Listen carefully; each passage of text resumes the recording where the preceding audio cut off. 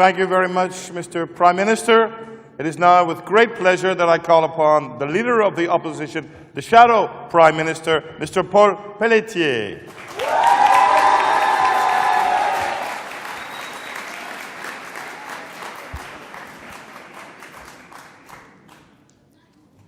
Before starting, I want to thank and congratulate from ILERI the entire staff of the FDA for such a good job, and thanks for the staff of the National Assembly for allowing us to debate in such splendid place.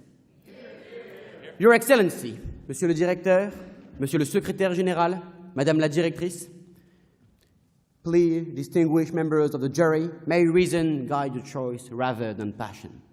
Honorable Chairman, we know that it's one thing to rouse the passion of a people and quite another to lead them. Dear timekeepers, you know that if someone is sitting in the shade of this debate tonight, it's because someone planted the tree of democracy a long time ago. Forces of a dangerous proposition, as the competent engineer you are, you should know that an arrow does not become true by reason of multiplied propagation. First, shadow cabinet, we will fight for democracy and oppose demagoguery with love and reason. I salute you. Brothers and sisters in rhetoric, lovely members of the public, ladies and gentlemen of this splendid house, welcome and thank you for your presence and attention. Good evening to you all. Socrates had two students, Aristotle and Plato. Both had quite a lot to say about tonight's motion. Both feared the sophistry of a government equating democracy with demagoguery. Because, to rebut you, dear Prime Minister, as Aristotle said, the worst form of inequality is to try and make unequal things equal. And democracy is almost, painfully obviously, not equal to demagoguery. An appeal to people that plays on their emotion and prejudices rather than on the rational side can't be at the heart of a system whose value is of relative tolerance and of consensus. As Mencken used to say, the demagogue is one who preaches doctrines he knows to be untrue to men he knows to be idiots. How dare you even hint that lies, scapegoating, and insults would be another way to describe our political system or this noble assembly? Knowledge becomes evil if the aim be not virtuous. On this point, sir? Yes? Speaking of idiots, do you take the citizens of this country for idiots? Thanks for your question. That's exactly the point I highlight. Demagoguery is for the people who clearly not accept the thing that they are. The demagogue is one who preaching. Knowledge becomes evil if the aim be not virtuous. Plato said, and I'm afraid that is the same way that Gollum is no longer a hobbit after wearing a much tyranny. Democracy becomes tyranny once it has been worn down for too long by demagoguery and by the dreadful comparison brought by this motion. How do I know this? Because I've read, because I've lived, because I've fallen, because I am Athens, the Greek democracy, back from the past, ready to tell your futures, all members of this house, if you follow the thwarted logic of this motion. I have faced Cleon, I have battled Alcibiades, and they too wanted to equate democracy with demagoguery. On that point, sir? No thanks.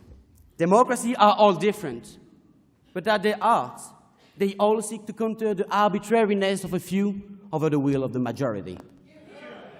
They degenerate into despotism when virtue for the many is forgotten and only the interest of few remains, draped in fancy words.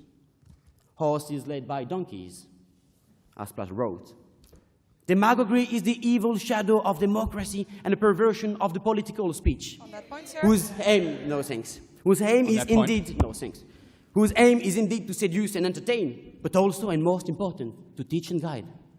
Its danger are threefold. In the first place, they are disruptive forces in the body politic. They stir things up for a few, usually seizing power in the name of the many, only then to enslave them. That's why Jade, my lovely Jade, will explain you, as the Republic of Rome, how she fell when men followed the reigns of Catilina or Antony rather than the wise word of Cicero. Cedric, with his Teutonic charms, has fallen as Weimar may be the most famous victim of demagoguery. He will tell you that appealing to base emotion rather than cool reason is eine grosse mistake. Because mixing democracy and demagoguery is a nasty cocktail or otherwise precise government. Maybe one of you could remind us the stats and results of the third and hopefully last Reich.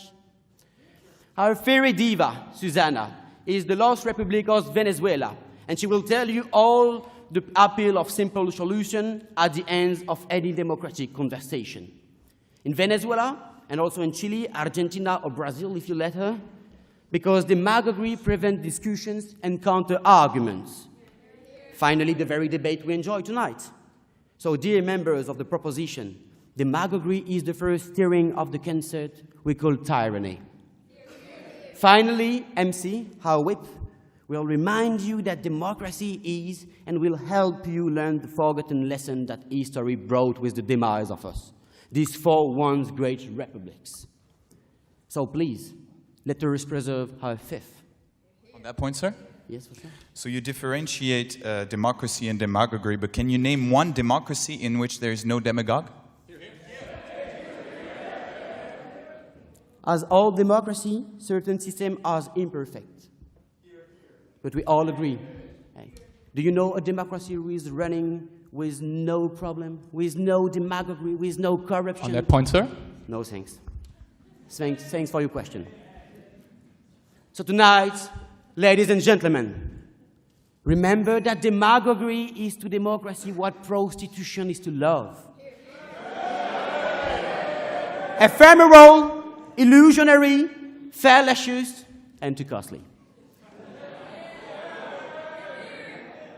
And with love and reason, I invite you to reject this famous motion. Thank you.